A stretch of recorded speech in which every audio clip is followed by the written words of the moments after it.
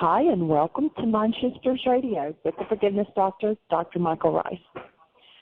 I'm co-host Jeanie Ryce, and we welcome you to the show. Today is Friday, April the 4th. I'm hearing an echo. And their call-in number is 646-200-4169. Press 1, and that puts you in queue to talk to us. And we'd love to hear your comments and your questions, because then that makes this your show. Today is Aramaic Friday. I don't see Dale yet on the switchboard, so we will talk for a little while until he gets in. The work that we do is on Aramaic forgiveness, and every Friday we have Dale with us to discuss questions around the Aramaic. And we're blessed and honored to have him there. I see Dr. Tim and Michelle are both with us, and we welcome you to the show as well. And Michael, you are on.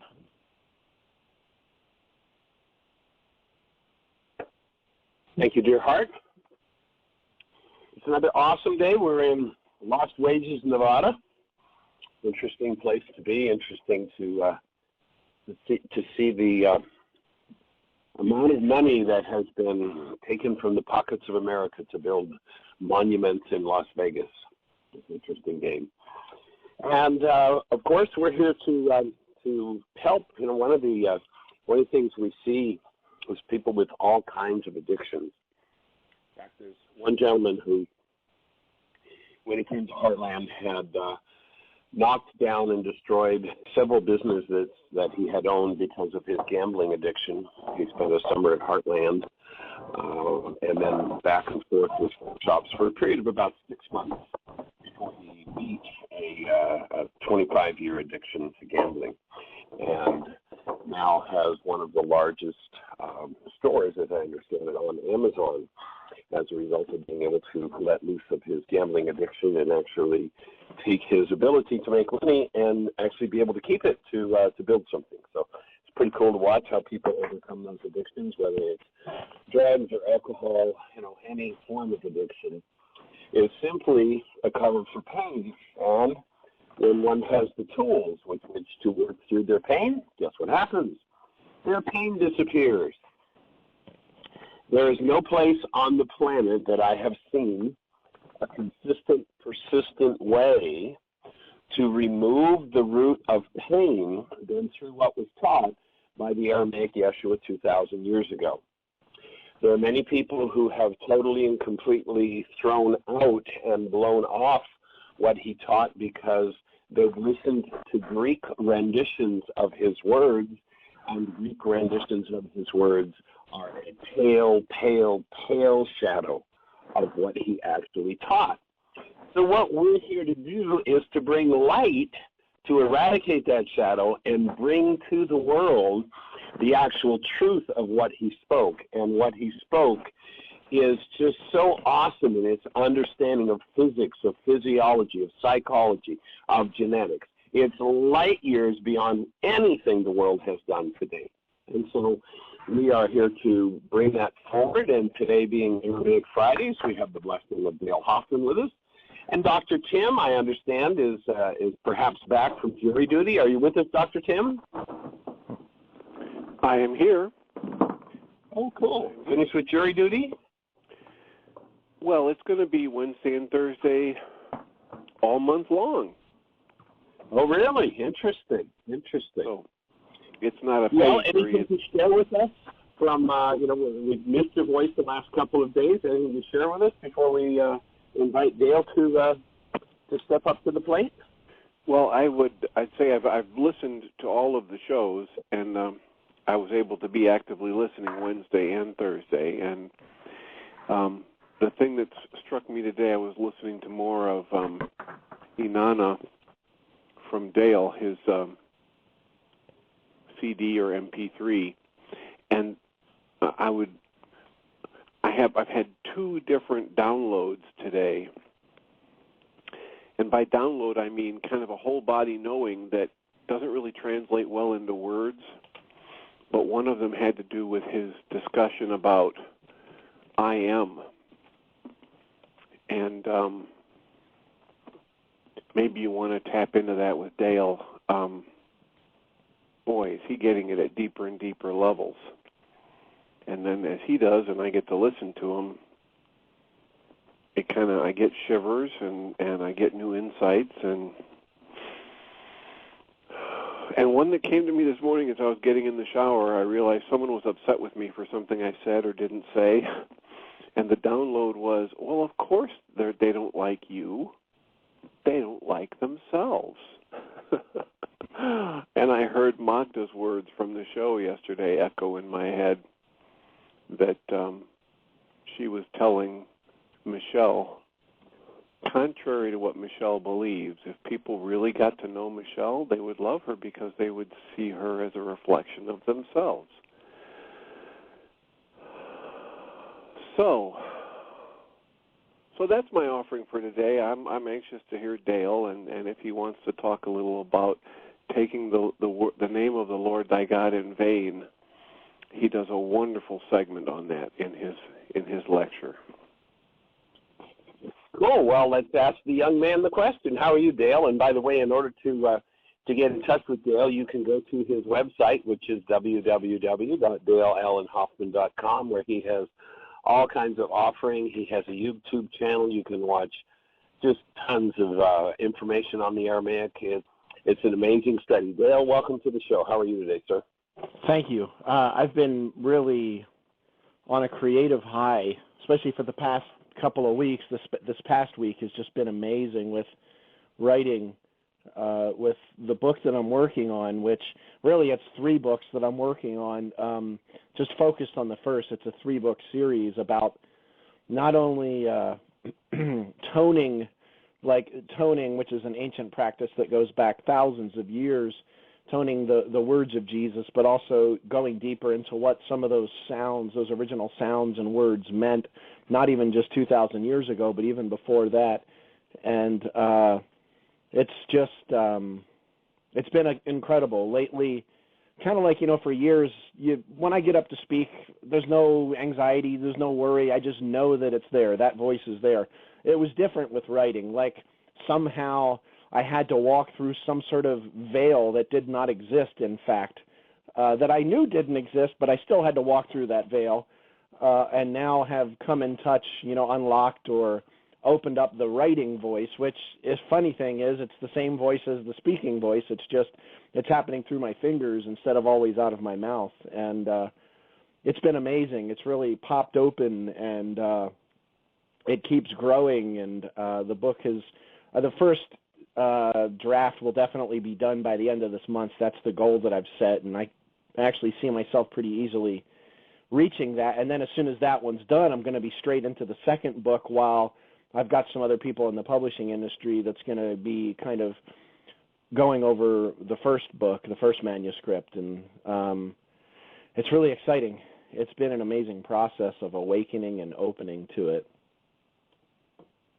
Cool. Well, certainly when you start channeling it through your fingers, a different part of the brain is involved, and it creates different dynamics than speaking. And so I understand that one.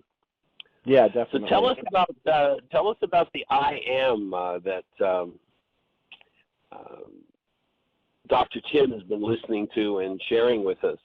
Can you give us a little more insight into what you're discovering there from the Aramaic? Well, sure, absolutely. As a matter of fact, I did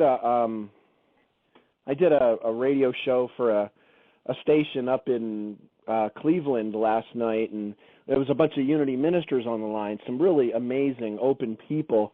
And there was like one had a comment of saying, can you sort of put this into a little bit more of a layman's terms?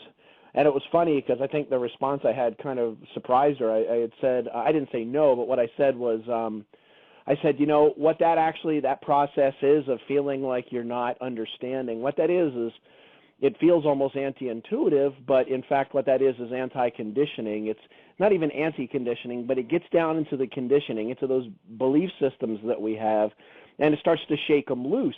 And when you hear truth, when you hear something that is in fact very high fidelity, what happens is anything in resonance with that light, that truth, is going to start shaking, and that stuff starts rising, and that creates that state of what we call basically confusion or disillusionment, whatever.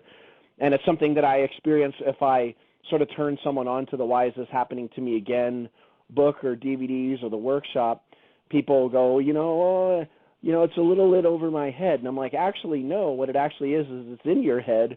And that's the point of this, that you got to get beyond needing to understand, needing to comprehend, needing to have that intellectual completely be able to wrap your head around it and just do the process, put the pen to the paper and step into it. And that's what the I am is really all about to me. I actually just wrote a little section in my book today about how I've had these I was talking about the whole book is about sound, and it's about vibration, and it's about tones, and how we don't realize that the relationship between light, sound, tones, colors, etc. And I was talking about the fascination I have with the sound of a train whistles, and how then I sort of talked about all the nuances of the iron horse going back into the 19th century, etc. And then I made a comment there where I said something like maybe in a previous incarnation I was, a warrior, or maybe I was a snake oil salesman, or maybe I was one of the buffalo hunters, I don't know. But I said, I really don't care either, because what I care about is who I am right now. I don't care about who I was, I care about who I am. And that I am is such a powerful statement that, especially in the teachings of Jesus, the modern teachings of Jesus, there is 0% chance that someone can understand them if they don't look at something coming from an Aramaic source, coming from the language that Jesus was actually speaking those in. When you put that phrase, the phrase sounds like Inanna in Aramaic. When you put that phrase into Greek, it's lost. It just comes out as simply I am, and that is like an implication of Jesus saying, I am the way and the truth and the life. I am the bread of life. I am the gate, which is a word that means portal. I am the light of the world. All those different phrases, especially in the Gospel of John. And I've said it on the show before, though, that Inanna word is actually not one word that means I am. It's actually two words that are pronounced together as one word. When I look down on the page, whether it's in the Khabouris manuscript or in the Peshitta or any of the other texts, what I'll see on the page is basically two words, one word twice actually, and that word is Anna or Ana or Ina. Ina, Anna, Ana are sounds that sound actually goes back about between 4,000 and 5,000 years. This is furthest back that we know of, back to the Akkadian language, which is the earliest of the Semitic languages that's been uncovered. And that Ina, Ana, Ana sound means I. Now, in these instances where you see Jesus saying, I am the light of the world, I am the way and the truth and the life, it's something that a lot of Orthodox Christians get hung up on, looking and pointing at Jesus, not realizing that that would have been a concept that in his own language would have been completely foreign. If it was simply him talking about himself, I, Jesus, am the bread of life, I, Jesus, am the light of the world, what it would say on the page in Aramaic is just Ana or Ana. Just the Aleph, Nun, Aleph are the three letters, and that would mean I, Jesus, such as when he says things like I and the Father are one, Ino Wabi Chad Hanan, he was saying I, Jesus, and the one that you seek are actually one and the same, because there's not two, there's only one. And in the different places, like if he said I am going to walk over there, or I am talking about himself, he would just say Ana. Now, in those phrases, those ones that almost the entire Christian philosophy hangs on, it doesn't say Ana as in I, Jesus. What it says is Ana, Ana. And when we see that word twice, it's actually profound to say it, because I'm looking at two words on the page, but we pronounce it as Inanna. And what Inanna means is not I. Technically what that means is I, or the I within the I. As an example, it's not I, Jesus, but rather our highest awareness, our true self, our true being. You would say the analog self. And it's rather than the reflection in the mirror, the mask, the ego, the pain body, whatever, the belief systems, the ideology. It's not that is the light of the world. It's actually the I at the center of the I. And it's amazing that if you just look at it in Aramaic, so many of these insights, they just pop, and they change the message. I don't even want to say they change the message. They bring the message back to what was actually there in the first place. And it's incredible. The words, I've said it on this show a million times probably, the words that really succinctly put this across for me, besides the phrase that Yeshua said, I am in this world, though not of it, meaning I am a projection into the world, though I am not of this world of illusions and belief systems, etc. I see through it. But the phrase that really pops for me is that St. Francis phrase that I use all the time, St. Francis of Assisi, when he said, what you are looking for is what is looking. In other words, the peace, the presence, the love, the awareness, the light, the consciousness that we seek is actually our true nature. It's the I within the I, and it's not the pseudo-soul as Yogananda would call it. He talked about being able to see through the illusion of the pseudo-soul and see from the real soul, and that's exactly what the Aramaic forgiveness process does. It's the realization that we don't have to comprehend or understand what the words mean. We don't have to comprehend or understand more information and ideologies and belief systems and pile them on top. But in fact, we just need to do that process of removing the bushel baskets from the light, putting the pen to the paper, walking the talk, and doing that forgiveness, removing the root of our suffering, removing the root of our illusions. That's the only thing, the only part of this process that's absolutely essential. Understanding it intellectually is simply a game that we play. Like people are, hold on, say that again. And it's like, no, I don't want to say it again. What I want you to do is just tune in to your natural state of being. Come back to the I within the I. Take your obsession out of your head. Come back to that center point of awareness. Yeshua called that the Talanach, or it was translated as the closet. Come back into the closet, back into the center, and come from there, and you'll be able to see this, but you're only going to be able to see it by living it, by putting it into action, because what you intellectually have that relationship with in your head, that sophisticated, complex ideology system, will never take the place of direct experience and true realization. And that's exactly what the Aramaic forgiveness process brings us to, or should I say through. So hold a newborn. So you're saying hold a newborn child and you've got that center. That's exactly it. And if you live as that, then all is well. Yes. And it's interesting. We live, you bring up that word sophistry or sophisticated. And everybody wants to be so sophisticated, and yet nobody realizes, or rarely does a person realize the root of the word sophisticated. And what it was is it's a group of Greek philosophers, the sophists, that used to travel around Greece and for big money teach the children of the wealthy how to lie and make the lies appear true so that they could govern and control others. Sophistry. Sophisticated means a lie, a fraud. And, you know, if you take a look around, the inmates are running the asylum. I mean, I'm looking out a window here in Las Vegas and looking at, I can see casinos where there are obviously millions upon millions upon millions upon millions of dollars spent on these monuments, and yet one shovel, not one pick, not one pen has been raised to produce wealth in order to create these monuments. It's all based in sophistry. It's all based in a fraud. You can get something for nothing. When the person who blows everything they've got on that game has lost contact with the center of their being.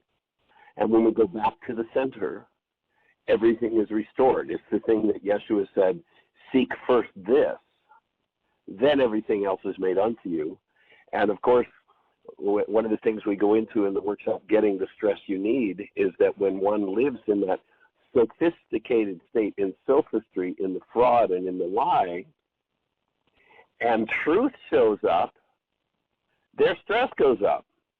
And most people, when their stress goes up, want to take off the head of the object of attention, whoever it is that's delivering truth. You know, the John the Baptist story, where John the Baptist delivers truth to the king and queen, and the king and queen's stress goes up so high they literally take off his head because John, unfortunately, at that point had not developed the skills of knowing when to duck and when to hold the mirror up to the information back to the king and queen that the stress was an internal process. And the mind of sophistry just wants more sophistry. It doesn't want to look at truth because then it's going to have to handle and forgive everything inside of itself. So if you've ever found yourself in the position of truth shows up, your stress goes up, learn instead of trying to get rid of the source of the information that shows you your blockage of truth and your stress, hook that increased stress to self-correction, and healing happens. And of course, as Bill's saying, the forgiveness process is the key. Cool.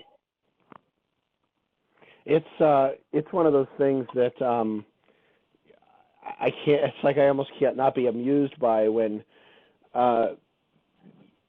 It's just that an amazing phenomenon that it's a very Western thing as well, where we seem to think that there's something else. There's like still some other key. There's some sort of thing. There's some sort of piece of information that's somehow going to pop, and all of a sudden we become instantly enlightened.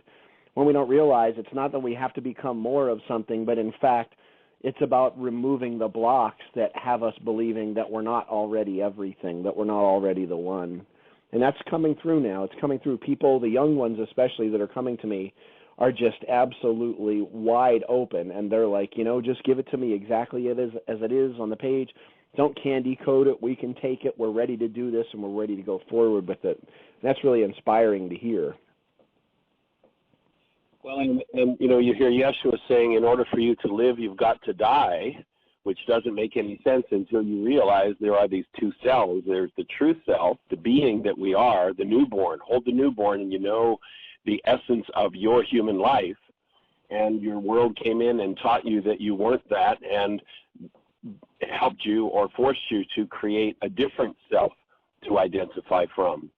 And that's the self that has to die. And then the misinterpretation, thinking this is about Yeshua rather than about the true self, where it says, as I become less, he becomes more.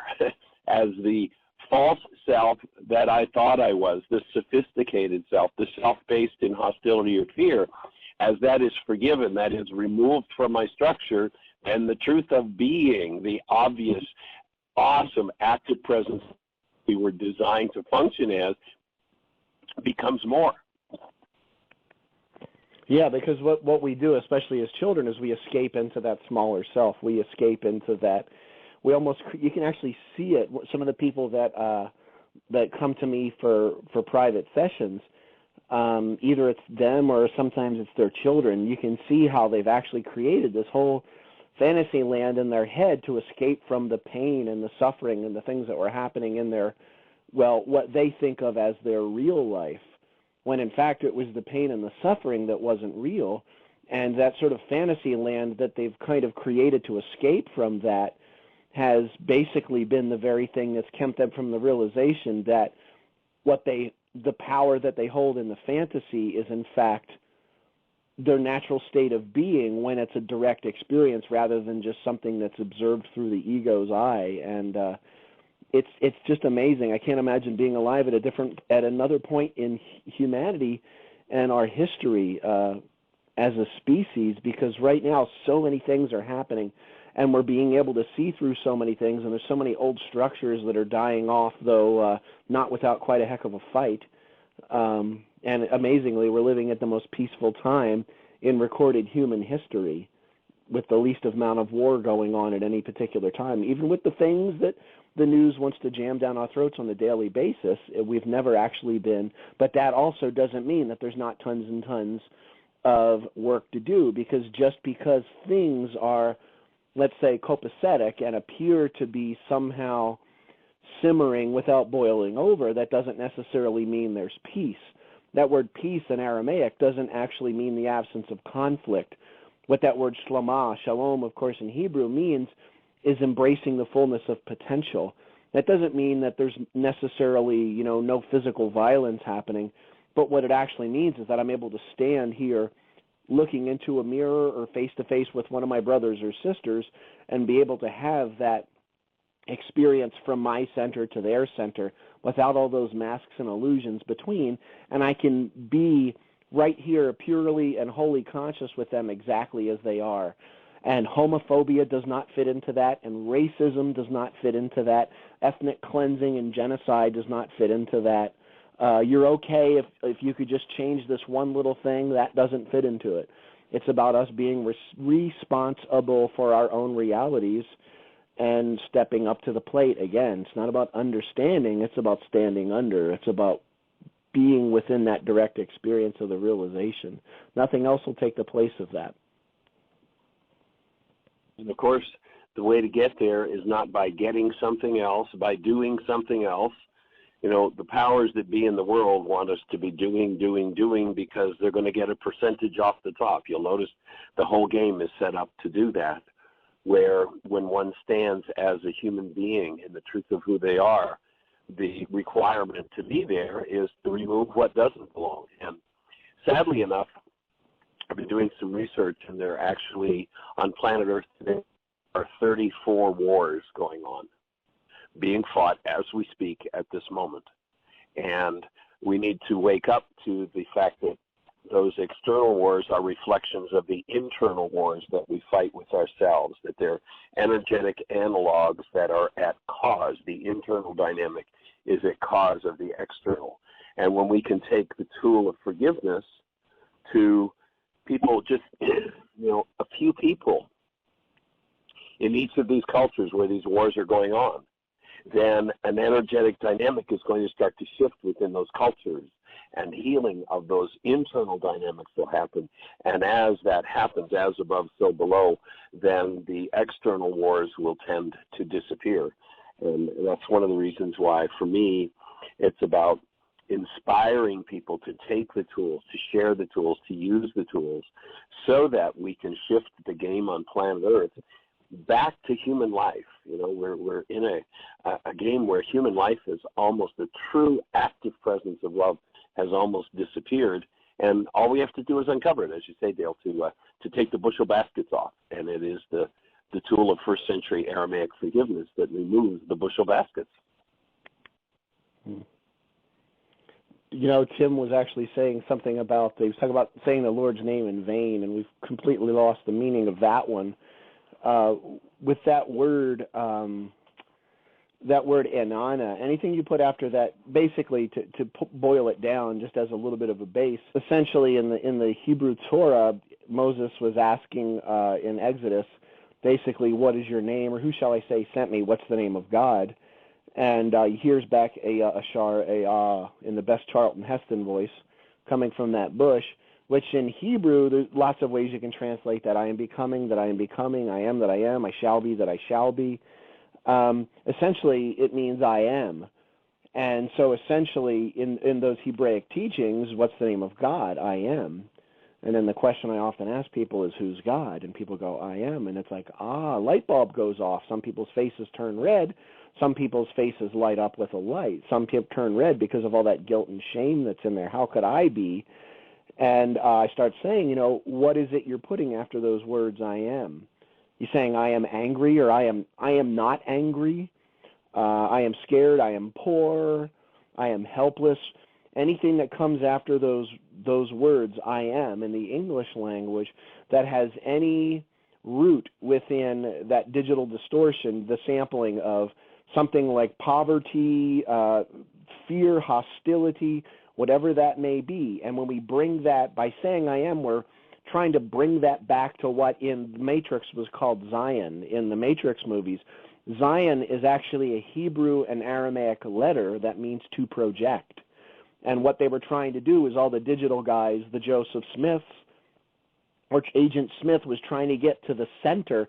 They was trying to get to Zion to try to get back to the center of all being, knowing that if they could get the digital projection back to the center and start projecting from that the real world would then disappear and it would become just a digital refraction, a digital sample of what's real. Of course, in reality, that's not quite possible, but yet it's exactly that realization that when taking the Lord's name in vain is not saying Jeezy Creasy, it's not saying GD.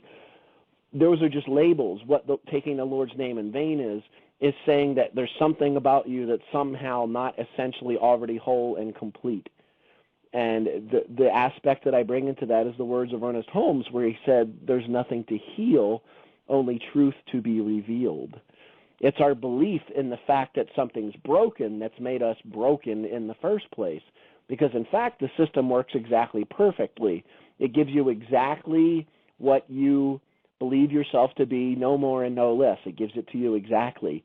And then, of course, we complain about our life because it looks like everything's falling apart, when our core belief there, our BS there, is that life is falling apart. So, of course, we start to birth again from that.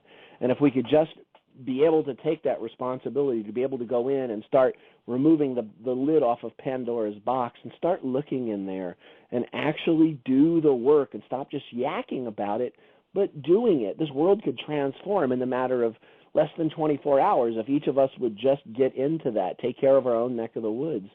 It's not out there. It's exactly like you said. It's not about, those wars out there are projections of what is going on inside, and we got to take care of that. You can even look at those three extremes of Islam, Christianity, and Judaism as the three most intentionally warring factions on the place of this earth. And the insane thing is, literally insane, is that they're literally three qualities or aspects of one singular tree of life, with Judaism being the roots, that Christianity is that which basically witnesses, evangelizes, whatever they want to call it, and takes it out and creates the leaf and creates those branches. And then true Islam is that fruit that falls in absolute submission back down into that fertile earth to renutrify the system, the roots, and the soil, and start the whole process over again. And at their extremes, they're also the three most extreme, insane, disgusting, judgmental, hatred-filled ideologies that we may have ever seen in humankind in the last 2,000 years. But, of course, everyone's pointing at the other one saying, it's not me, it's you. It's all about you, you. We've got the truth. You don't. You don't know anything about the truth. And in the extremes of Islam, Christianity, and Judaism, it's people who don't actually know those original Aramaic teachings of Yeshua. They don't know how to go in, or even don't want to know them. They don't know how to go in there and remove that root and realize that if I am in some sort of state of hostility or fear, that there's one of three options here. Number one, my philosophy is translated improperly. That's number one. Number two, I don't understand the philosophy. Or number three, it was wrong to begin with. The fact of the matter is, if we're able to lash out, we can call it terrorism, we can call it jihad, we can call it whatever we want to call it, and we can talk about how completely righteous and completely God-given and all that junk that goes with that. If we're lashing out in hostility and fear, then our philosophy is junk. It's junk. It's just more BS in the system. If we could just get back to owning that, it would transform everything overnight. Yeah, Crusade's the same thing. There's an interesting place where, because of the placement of punctuation, this message of wholeness of Yeshua is lost one more time through the Greek translations. And if we were to tap into the idea that the goal of the work, Paul at one point said, was to be of like mind with Christ, in that mind of wholeness, in that mind of the I am. And there's a point where he's talking to Peter, and he says to Peter, Peter, who do you say that I am? And Peter says, surely thou art the Christ. Now, if you listen to the Greek translation of what Yeshua says back to him, you'd think that Peter's really got to be pretty dumb, because he has to be reminded of what his name is. We're told that it says, thou art Peter. Like Peter didn't know that. And he needs to be reminded. Thou art Peter, and upon this rock I will build my church. We're told by the Greeks it says. But if you put the emphasis properly, what you hear is Yeshua referring to Peter's wholeness. And he's not telling Peter his name, thou art Peter. He says, in response to Peter's response to him, thou art surely the Christ, Yeshua says, thou art Peter, Thou art wholeness, and upon this rock, the wholeness of each people who engage in this, I will build my church. And when you recognize that, when you claim that wholeness and you're willing to forgive, remove everything that expresses through you, or that has expressed through you, or that has come from your genetics that doesn't belong, then thou art that wholeness. Thou art that active presence of love that transforms the world in the twinkling of an eye. That's what we're looking to establish in the world. We forgot that somehow, or maybe we just weren't told in the beginning, or at least in the translations of the translations of the translations. Well, there's a brainwash, and the brainwash is it doesn't serve kings to have people who function as whole beings, because whole beings won't go make war, whole beings won't slaughter, whole beings won't steal other people's properties for kings. And you know, that's the game that's being played. You look at that story in Samuel, where Samuel is a just judge, and they say that his sons who were about to take over, did not walk in his ways, so they want Samuel to give them a king, like the other nations. And the Creator says to Samuel, well, if that's what they want, give it to them, but warn them. And you can go back and read, I believe it's either Samuel 1:8 or 8:1, I forget which it is, but check those out. And you see the whole list of things that are going to happen if you allow a king to rule you. And it doesn't matter whether it's King George or King Obama or whoever. If you allow a king to rule you, then here's what's going to happen. And what it says, your maidservants and your menservants are going to belong to the king. And he's going to take the best of your crops, and he's going to make soldiers out of your men. And he's going to go kill people with those soldiers and steal their property. That's what kings do.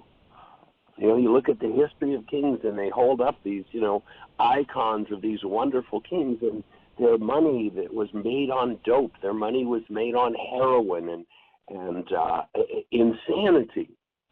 It's time for us to step back to and remove the hostility and fear that we've been brainwashed with, and stand in the I am as true human beings, the place we started out. And anytime you forget that, just hold a newborn child. And I find that a great measuring stick for behavior is, if I can imagine a newborn doing or saying what I'm about to do or say, it's probably a good thing to do. If I can't imagine the newborn doing or saying what I'm about to do or say, then I probably should refrain. Because we've been brainwashed with all kinds of things that the newborn has not yet been brainwashed with. And as Yeshua speaks about, be as a child, go back to that newborn state. Go ahead, Dale. I was just going to say briefly, that brings up the quote of Sinclair Lewis when he says, when fascism comes to America, it will be wrapped in a flag and carrying a cross. Nice, huh? Wrap it all together. The politics, the economy, and the religion. Wrap it all under one umbrella, just like at the Council of Nicaea and many times since. Actually, many times before that even. Hook them by the emotion. Hook them by the stuff that they don't know how to process, because you removed that processor from their grasp. You don't allow them to see that anymore. And you've got them. So our task is to restore. Yes. The understanding of first century Aramaic forgiveness to every mind, heart, and being on the planet, so that they can stand in their newborn state. And when you turn your voice to your spouse, to your child, to the guy next door, in some form of hostility or fear, stop. Remember the truth of who you are. Forgive that voice in you, and return to the I am, return to the wholeness. Tim, do you have a thought to share with us? I was just looking up the Samuel, and when you search for 8:1, it gives you just the part where it says they asked for a king to lead them. So just, if you've got that there, I don't have it available at this moment, but go ahead and just read the next few lines. Well, I don't really want to do that because what pulled up was the new international version, and I don't want Dale to get sick. So I won't. I'll listen to that one. He'll breathe. But it fairly accurately reflects what the Creator's saying is going to happen if we accept the King, and it's what's happening in the world today. Yeah, he said go back. And this, in fact, 3,000 years ago. Yeah, he said go ahead, you can do that, but tell them that he will take your sons and make them run in front of his chariots and horses, and he will take your daughters and make them perfumers and cooks and bakers, and he will take the best of your fields and vineyards and olive groves and give them to his attendants, and he will take 1/10 of your grain and your vintage and give it to his officials and attendants, your male and female servants and the best of your cattle and donkeys he will take for his own use. He will take 1/10 of your flocks, and you yourselves will become his slaves. And when that day comes, you'll cry out for relief from the king you have chosen, but the Lord will not answer you in that day.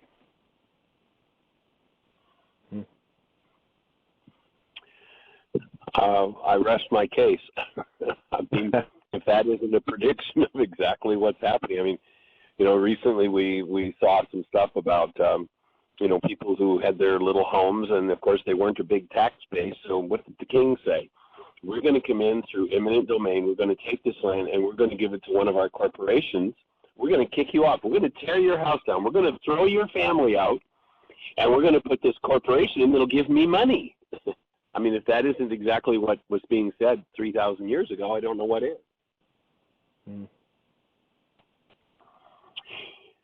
So Jeanie just informed me we've got a couple of callers. Let's take a caller and see what they've got to say. Jeanie? The first one is area code 727. You're on the air. Who do we have? 727, you're on the air. Welcome. Give us a name. Where are you calling from? Okay. 727, are you with me?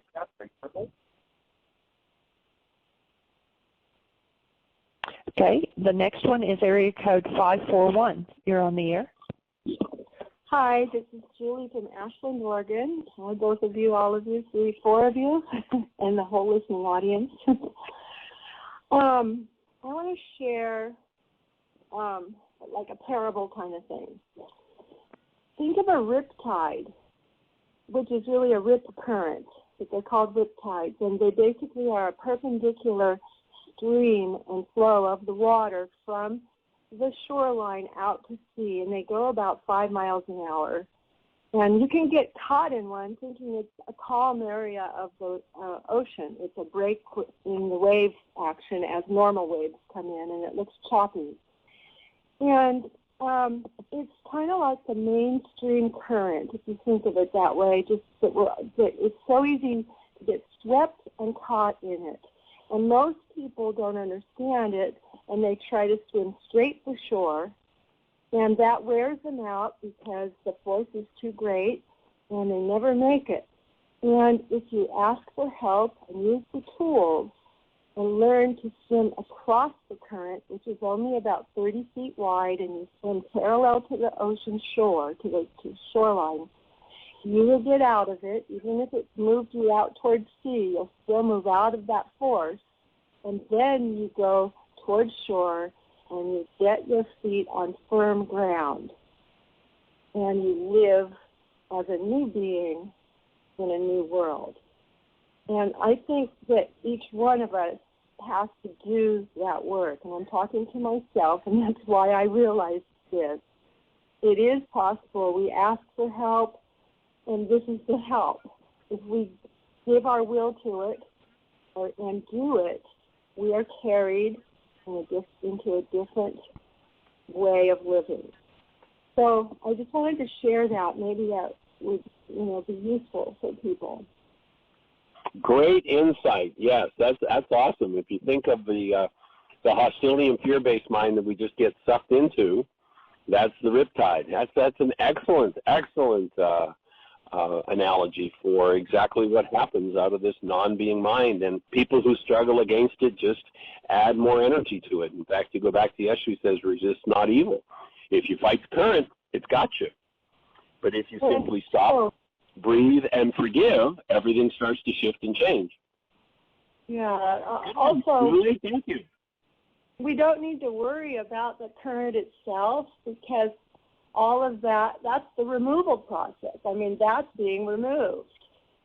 Don't worry about it. Let it keep going out and be what it thinks it is.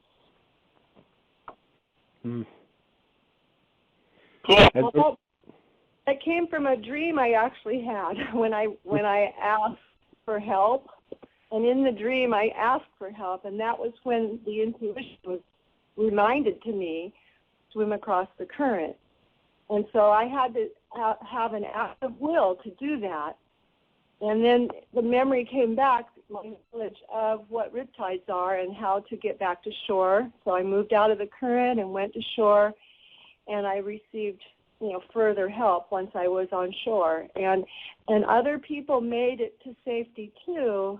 The ones who listened, asked for help, listened, and followed instructions. And it was reliant upon each person to do their own work rather than me to go save them. That was another lesson for me, not to worry about it all, but to do what I know I can do, and others who listen know what they can do.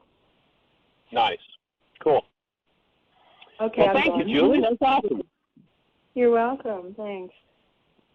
All right. So, have a blessed day. That gets me thinking of the analogy that, it doesn't work to walk around the desert. You've got to go through it. That's the whole point of the whole thing.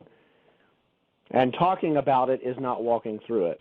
Walking through it is actually the process. Like I said, it's putting the pen to the paper, and it's taking those steps and actually going 100% into it and just doing it and try it out for a while. And at first it looks like everything's falling apart because you're accessing things that you haven't looked at in a long, long time, if ever. But you keep going and you keep going and you keep going, and the load gets a little bit lighter, and further down the road you start realizing, hey, wait a second, things aren't as bad as they used to be. You look back on worksheets you did 10 years ago, it's like, oh, how could that be a big deal? That would be nothing to me today. And that's what happens when you do the work. Absolutely. Well, Jeanie, do we have 727 back with us yet? They're still on there, so let me turn them back on and see if 727, can you hear us? 727, you're on the air. I guess not. I guess we've lost them.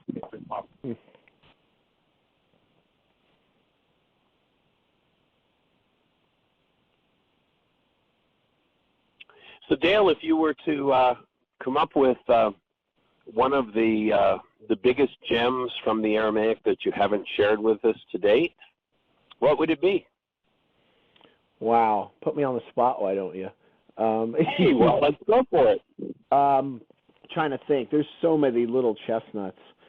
One of the things actually that, and it's not that it's not a subject I haven't talked about. Who is it that he's talking with? There's a phrase, it's in the Gospel of John. Yeshua says he's talking with someone, and he says essentially, I believe it's at the well. It's the woman at the well that people say that it's Mary Magdalene, which of course there's no proof that actually says that. And she talks about waiting for the Messiah. And his response is that it is I that is speaking with you. And what's interesting is in Aramaic, and this is something that I've seen for probably a decade and a half, but it didn't pop until about 2 weeks ago, where I went, hold the phone, and I'm looking at down because I'm digging through, finding all the ana places in the teachings of Jesus, and I'm separating the I am Jesuses from the I within the I, and it doesn't say actually in Aramaic, it is I who is speaking with you. Who says it is I anyway? What it actually says is Ana is speaking with you. In other words, it's not me, Jesus, the physical man or a physical Messiah, but that Messiah, the Mashiach, the Mashika, is actually the I within the I. It's not me, the human, that's speaking with you. It's the one speaking through me as a human. And it was one of those things, it's one of those phrases that I've looked at for ever and ever and ever, and just like flew right through it, even looking at it in Aramaic, and all of a sudden I went, hold on a second. And what was really unique is that, I didn't really talk about it too much with anyone. And then later that night, one of my best friends, Mike Ormond, who's been listened in on this show a bazillion times and called in a bunch, he had popped in on the same one, like the same day. He was like, hold on a second. He was looking at one of his Aramaic Bibles and ran into it himself, like, hold on a second. It doesn't say it is I. It says it's the I within the I that's speaking with you. Think about that. That's a big difference between saying, it's the I inside of the I, as opposed to it's just me, Jesus. And all that power has been given to a man that was telling us the whole time that the power was within us. And I'm just saying that's a huge distinction. It is a huge distinction. You can easily verify it. It even shines through in the Greek translations where he says, you want somebody who will come in their own name, their individual ego-centered name. He said, I come not in my own name. But that's what you want. And when that one comes, you'll worship them. And they made, even though he said that's not what it's about, they made him that. And it's just, it's crazy at its core. And, it's interesting. To connect us. When he says I don't come in my own name, that word name is Shem there. And what Shem means is essentially not even name as in Jesus. The way I explain Shem all the time with people is like when you hear pray in my name is another one, John 15:16. It doesn't mean name as in Dale, Jesus, John, Joe, Michael, whatever it may be. What that means is that if I say the name Ray Charles as an example, no one is just seeing the letters Raycharles. It's not like a robot in the head, but we can hear his voice and we see that huge, awesome smile that Ray had. You see him at the piano and just that ball of light that he was. And that's what Shem means. It means the overall energy, essence, vibration of my being. And that's Jesus, Yeshua saying there, look, it's not my being. This is the being of the one that's coming through, that's speaking through me. It's not my pseudo-soul. It's not the mask. It's not the hypocrite. It's not the man that stands before you, but it's my center, which is your center. And that goes back to the story with Peter. Like, who is it that they're saying I am? It's not about me, Jesus, the man. It's about what's within the center, and my center is your center. And if we could just get that, you'll never see that. There's just no way to see that in Koine Greek. You can't translate certain phrases, and that's one of those phrases. For sure. Yeah, if one doesn't have the brain cells to the experience for something, it obviously can't be in the language. And so to take the deep flower that was developed by the Aramaic Yeshua in his Aramaic language, and then to try to translate it with a violence-oriented language like Greek and thought structure like Greek. And if you ever question the violence, if you ever want to look at whether that's accurate or not, and you want to see if perhaps that language could possibly reflect this gentle, active presence of love and the teaching for reclaiming that, just go sit in the movie 300. Take worksheets with you, be ready to breathe, and watch how many thousands of years ago the viciousness and the violence that was forced onto a child to make of them a hero.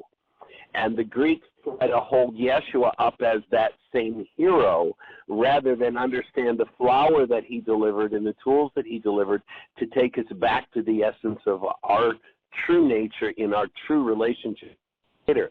But you look at that movie 300, I always, when I think about it, the scene where there's this little boy, the guy who's going to be molded into the hero, and he's in his mother's home and in his mother's arms, and he's now at the age where they're going to rip him away from her and take him off to train him to be a hero. And in the next scene, you see him, and I don't remember whether it's him having his face smashed in or he's being trained to smash another young boy's face into the dirt to literally shatter another being in order to be made into a hero.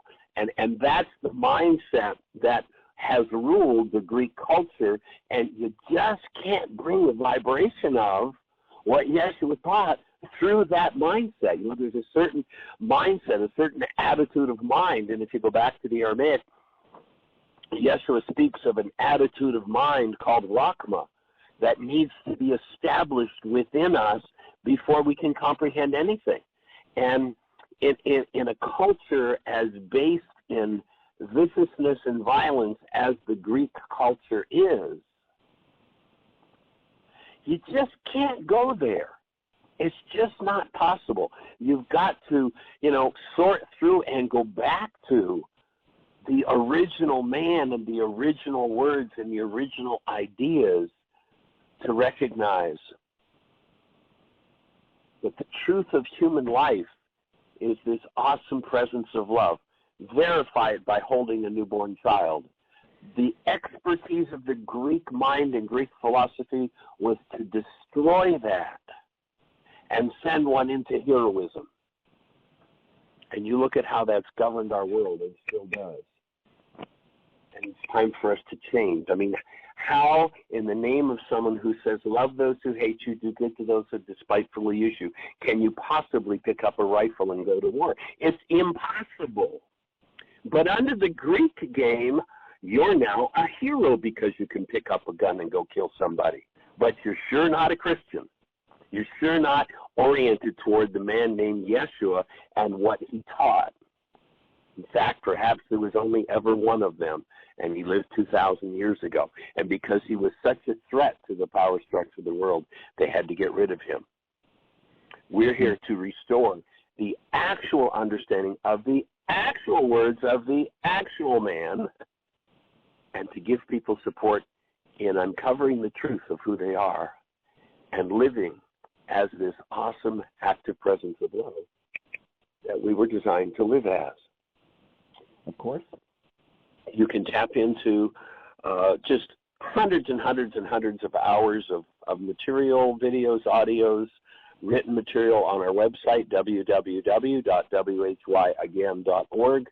We are in Las Vegas, Nevada for another week doing workshops. DaleAllenHoffman.com is Dale's site.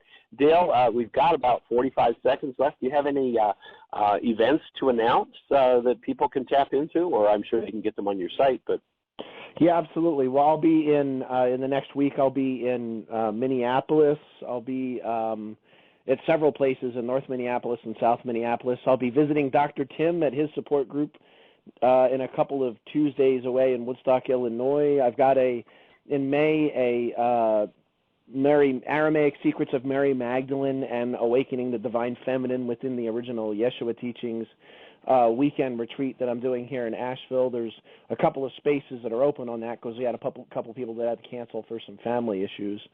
Other than that, my website's the best place to find everything out about what I'm doing. Awesome.